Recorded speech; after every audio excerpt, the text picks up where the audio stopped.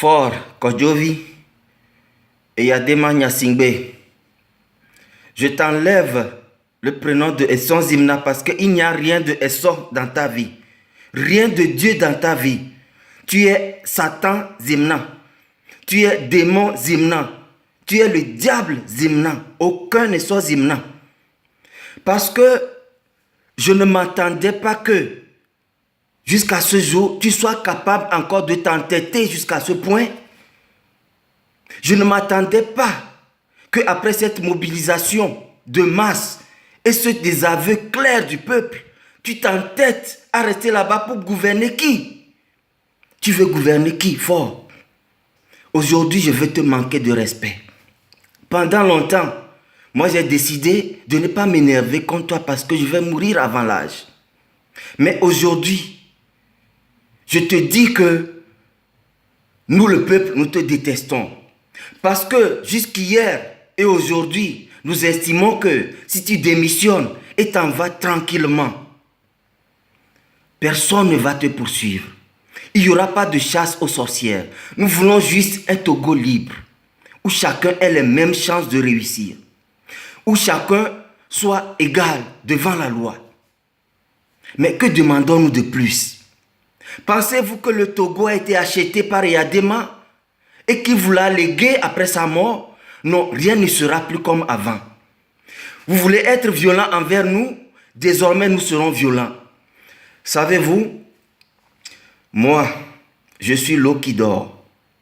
Nous sommes capables, et même pire, que les violences que vous commettez sur le peuple depuis plus de 50 ans. Mais nous avons choisi d'aller dans la paix. Vous criez la paix, mais c'est vous qui provoquez la guerre. Nous avons organisé des marches pacifiques. Qu'est-ce qui vous oblige encore à rentrer dans la maison des gens pour les tabasser? Jusqu'à jeter des gaz lacrymogènes dans la chambre des gens, jusqu'à tabasser les vieux, jusqu'à embarquer juste des passants. Bon, où est-ce que vous voulez en venir? Peuple togolais, l'heure est grave.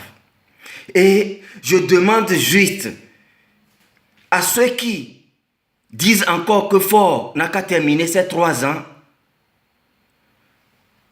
de se remémorer ce dont ce gars est capable. En 2005, quand il a pris le pouvoir dans la violence, le peuple s'est révolté et le Togo était au bord de la guerre civile. Mais quand ils se sont assis, opposition est partie au pouvoir pour signer les accords politiques globaux, il s'est engagé à apaiser le pays pendant 3 ans et partir. Mais l'ensemble de l'opposition s'est dit non, aucunement dans la Constitution, il n'est prescrit un mandat présidentiel de 3 ans. Alors, on le laisse faire 5 ans et qu'il quitte. Après 5 ans, Fort revient pour dire, donnez-moi encore 5 ans pour parachever ce que j'ai entamé, comme s'il avait entamé quelque chose dans le bien du Togo. 10 ans passés et dans l'imposture, Fort entame un 3e mandat et refuse de signer une seule ligne, d'appliquer une seule ligne des accords qu'il a lui-même ratifiés en 2006 et qui l'ont amnistié de toute poursuite et qui lui ont permis de gouverner le Togo. Mais vous qui avez fréquenté et qui dites laisser le faire jusqu'en 2020, croyez-vous que lui qui devait partir en 2010 et qui est resté jusqu'en 2015 partira en 2020?